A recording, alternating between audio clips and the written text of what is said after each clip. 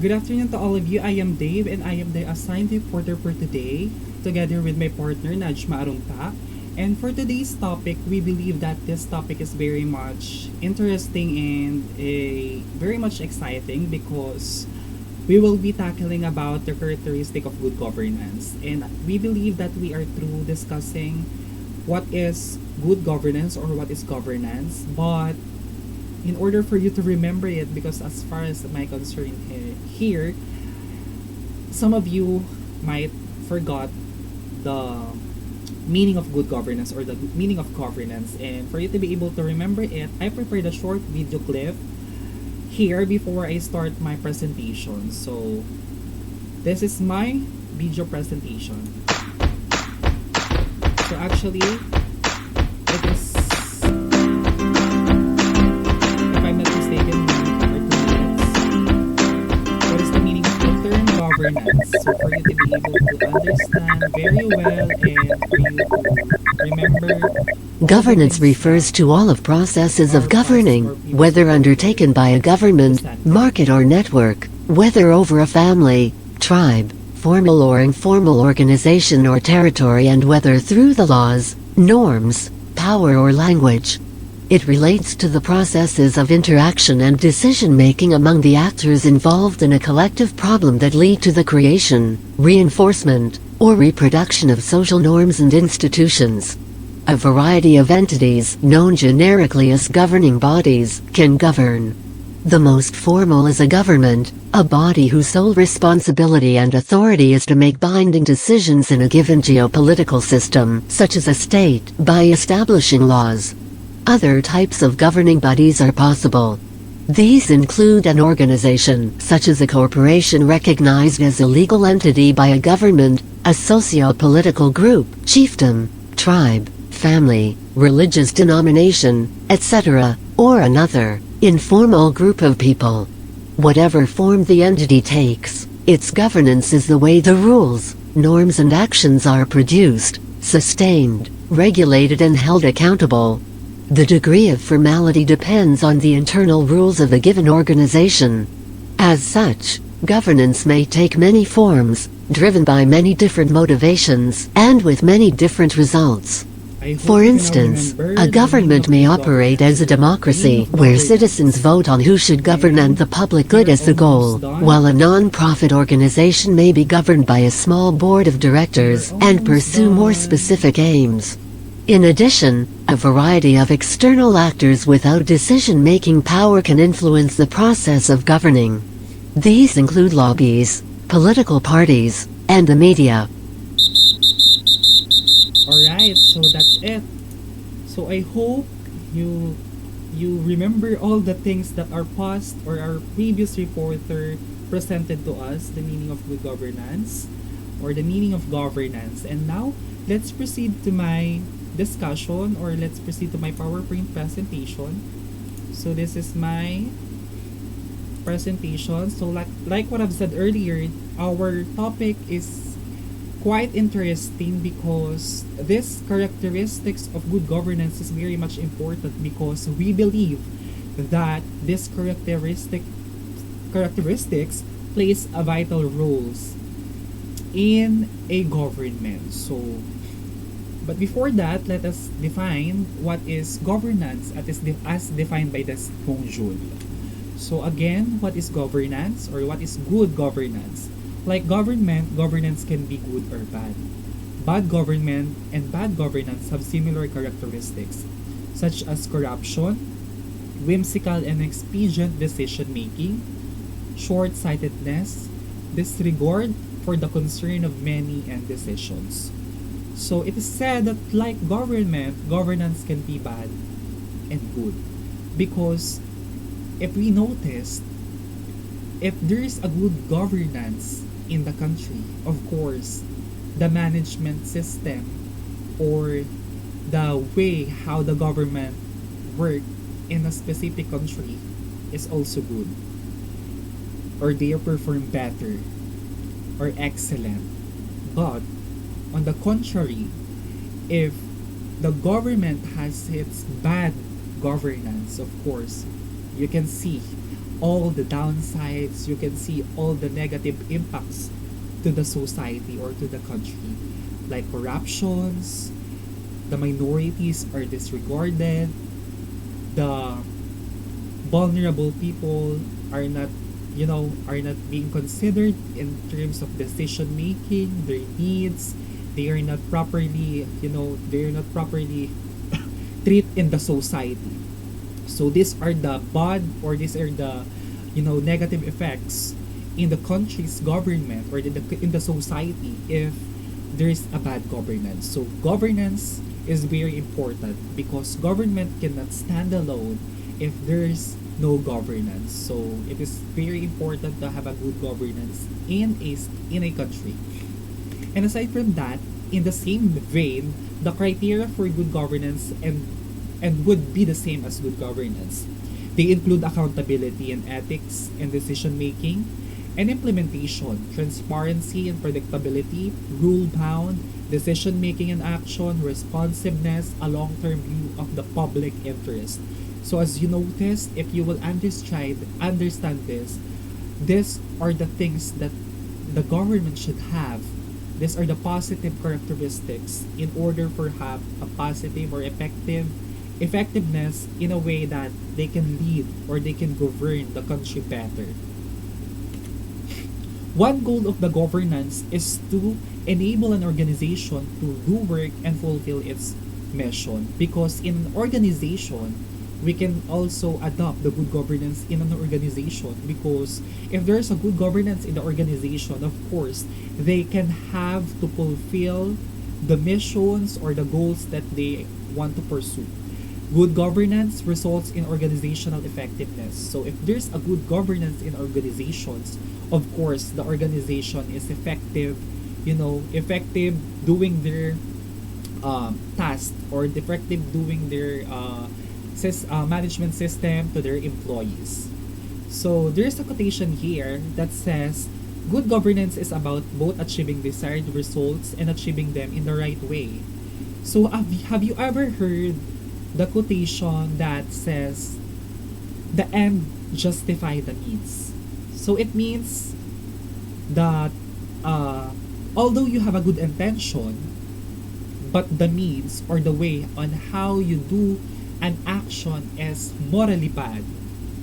That is the meaning of the end justify the means. Let's say, for example, your intention is to help the charity, but you stole a billion pesos or a billion pesos from the bank, and that particular scenario, although you have a good intention to help a charity, but the way or the action or the means that you have done is morally bad. So that is the meaning of then justify the means. And in the contrary of this, quotation, that governance is about both achieving desired results. So you have to achieve in the desired result, and at the same time, it should be in the right way. So that is the meaning of it. So since the right way is largely shaped by the cultural norms and values of the organization, there can be universal template for the good governance. Each organization must tailor its own definitions of good governance to suit its needs and values. So the organization has different definitions about good governance. It is a wide and broad definition. So it is up for the organization how they will, how they will implement or how they will understand or define what good governance really is. So good governance is, among other things, participatory, transparent, and accountable. It is also effective and equitable, and it promotes the rule of law. Good governance ensures that political, social, and economic priorities are based on the broad consensus in society, and that the voice of the poorest and most vulnerable are heard in decision makings over the allocations of development resources. So these are the positive characteristics that the organization or even the government itself should implement, impose, or should have in the government, so that they can be able to effectively do their performance better, or if there is the these characteristics are present in the government, of course we can have a better government in our country. So we have the eight characteristics of good governance by the United Nations and Development Program. So before anything else, before I start discussing what are those characteristics, I have prepared a short or mini game for you. So I have prepared the pictures, and all you need to do is to guess what are the mean or what are this picture trying to describe. And this picture is the characteristic of good governance. So all you need to do is to guess a word.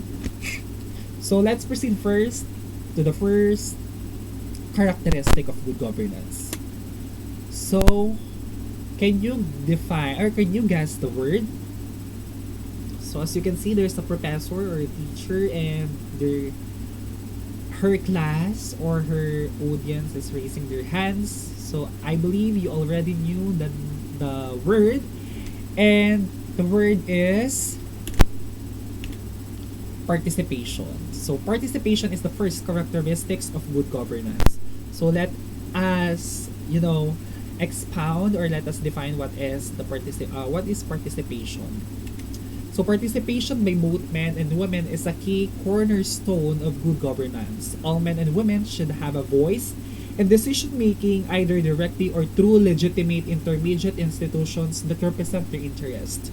So according to this, participation is very much important. So because as a citizen of the country, or as a ordinary people of the state or country, our role is to participate in the government, in the projects, or in their projects, activities that they are implementing in the citizens. So it is our right for us to participate, because the government will not be effective if the citizen or if the people is not participating. So as simple as, let's say for example, in a organization, or in a class, so you are given by your professor a task or assigned task, and you are grouped. So all you need to do is to participate. Of course, a group member should participate in order for you to have a better outcome. So the same way the participation, and the same in organization and government, as a woman or man, or as as a ordinary people, you have to participate, because this is your right, or this is your role, in order for us to have an effective way of managing the country. So participation needs to be informed and organized. So it's very much important that participation also be informed and organized. This means freedom of association and expressions of the one hand, and an organized civil societies on the other hand. So that is the meaning of participations. So you have to participate. That is why we have what we call the freedom of association and speech. If you have also a right to participate in the, let's say for example, in the current situation that is happening in the country, so you have to participate. So if participation is existing, or if there's a participation, there is a good governance. So it is one of the characteristics of good governance, participation. So next, can you guess the word, or can you guess the next or second characteristic of good governance? So now, I hope, or I believe, you already knew the word. And the word is rule of law. And what is the meaning of rule of law? Rule of law legal framework should be fair and enforced impartially, particularly the laws of human rights. So, as simple as this, so the law, of course, in a specific country, or in the government, or even in the organization, it should have just, fair, and equal opportunity, or equal rights for the people and for the citizen, of course, because good governance requires fair legal frameworks that are enforced impartially according to these definitions. It is also required for full protections of human rights. So, full protection of human rights is very much important so that we can say that the good government or the good governance is existing if there is a full protection of human rights. So we are protecting the rights of the people, we are protecting the rights of the employees, we are protecting the rights of the citizen in a country. So rule of law, particularly those of minorities. Let's say for example in the organization. In the organization, there should have just and fair right or fair treatment. Let's say, for example, those people with disability, they are, sometimes they are being discriminated because of their, because of their situation. So, it is very important for us to have a full protection of human rights because some of them are being what do you call this, taking for granted because of because of their uh, situation. So it is very important that the rule of law is existing in a government or even in the organizations for you to have a good governance. Impartial enforcement of the laws requires an independent judiciary and an impartial and incorruptible police force. So that is the meaning of rule of law: just, fair, and equitable in terms of human rights and in the law in the country or in the organization. So next is, can you guess the third one? What do you think is the third characteristic of good governance? Can you see a clear, what do you call it, marble, I think? Okay, I believe you guess the word transparency. So this is the third one, transparency. So what does it mean? Transparency is built on the free flow of information. So free flow of informations, it is very much important for you to be able to have a free flow of information. Let's say for example in the organization, the employee has the right to know what are happening in the organization. So there should have a free flow of information. Process institution informations are directly accessible to those concerned with them because they have the right and they have this is their rights for them to know because they are the stakeholders, they are the assets in the organizations. So the transparency of informations should be accessible for all, and enough information is provided to understand and monitor them for them. Transparency means that the decision taken and their enforcement are done in a manner that flows rules and regulations. It also means that information is freely available and directly accessible to those who will be affected by such decisions and their enforcement. So transparency is very much important because it will, tighten the relationship between the organization or the employee and the organization itself, or even in the government. It will tighten or it will make the relationship of citizen and government officials, better and better for them to be able to have a good governance. It also means that enough information is provided and that is provided it is easily understandable forms and media. So that is the meaning of the third one is transparency.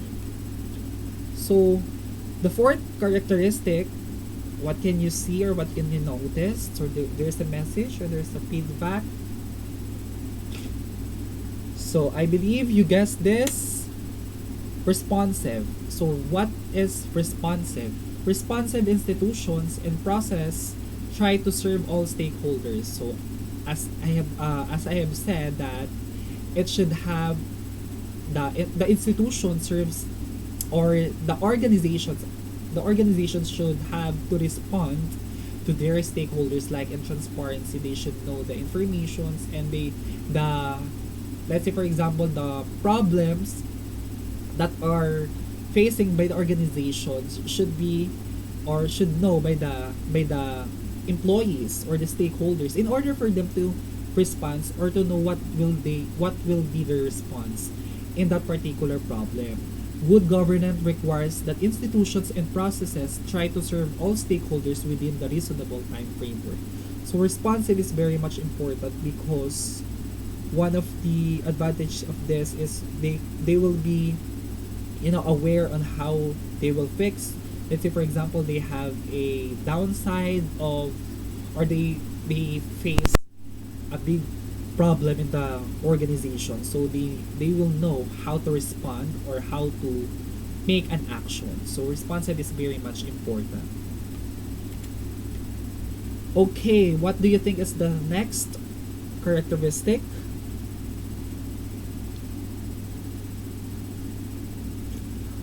There's a word consensus.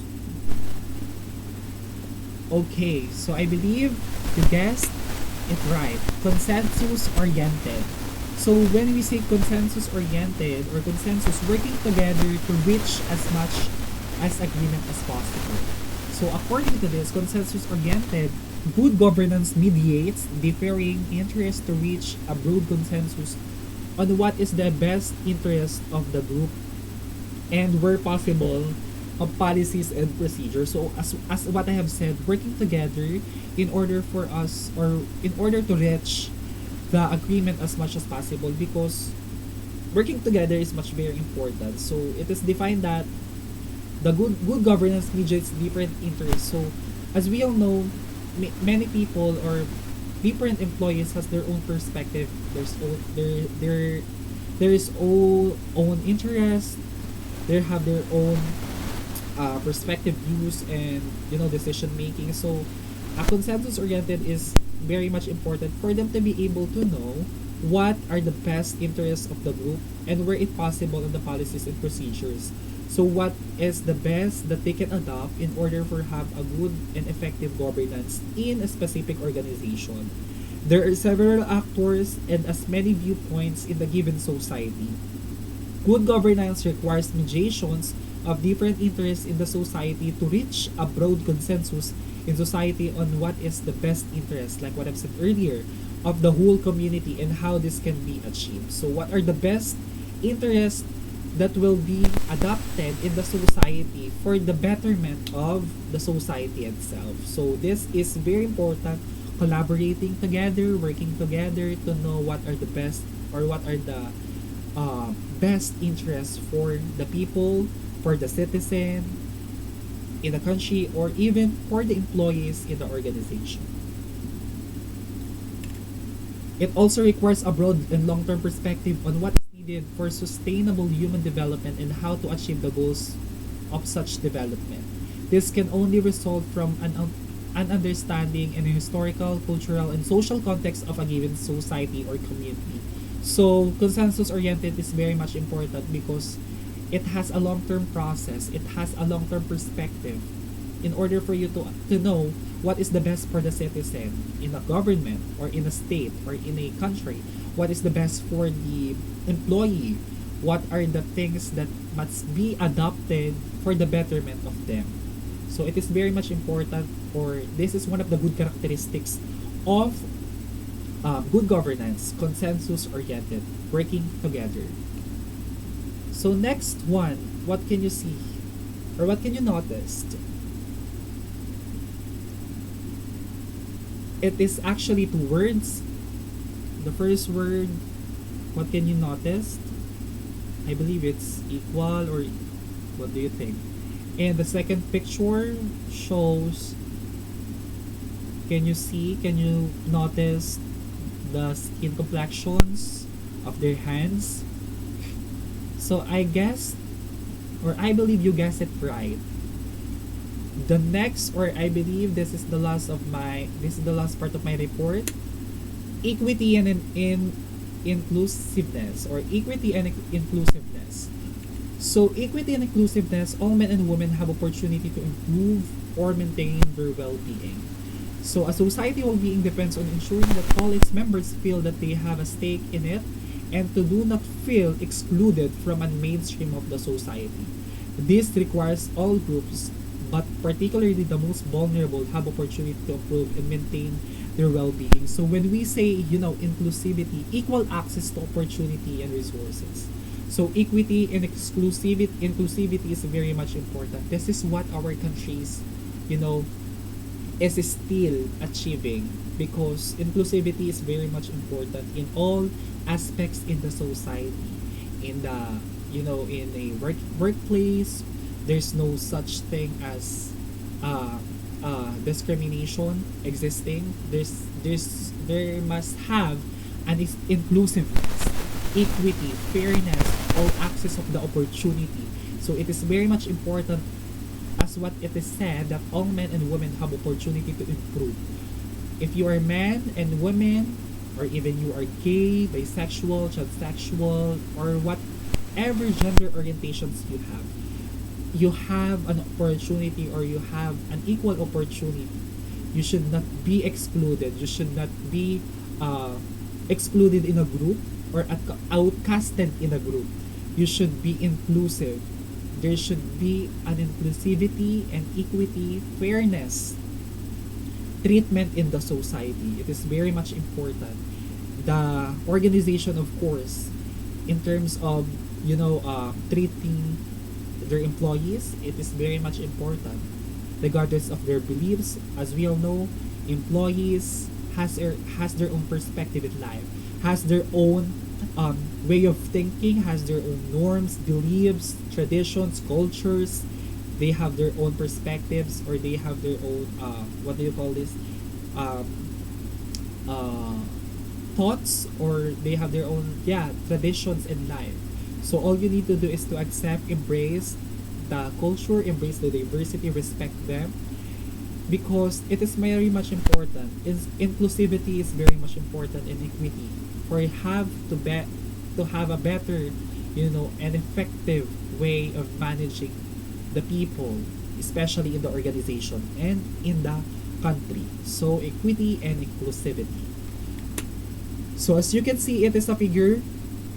The figure shows that the good governance is in the center, and the characteristics are surrounded, or it is around I'm sorry, the good governance is in the center, and it is surrounded by the all good characteristics. So we have consensus oriented, participatory, follows the rules of law, effective and efficient, equitable, inclusive, responsiveness, transparent, or transparency, and being accountable. So these are all the characteristics that the government, or even the organizations, should implement or impose in order for them to have a better or good way of managing their people. If these characteristics are present or manifesting in the government or in the organizations, we can conclude that there is a good governance. So thank you very much. I hope you've learned to my part, and let's see for the latter part of discussion that will be discussed by my partner, Miss Najma Arumpak. So I hope you have learned to my discussion, and thank you so much.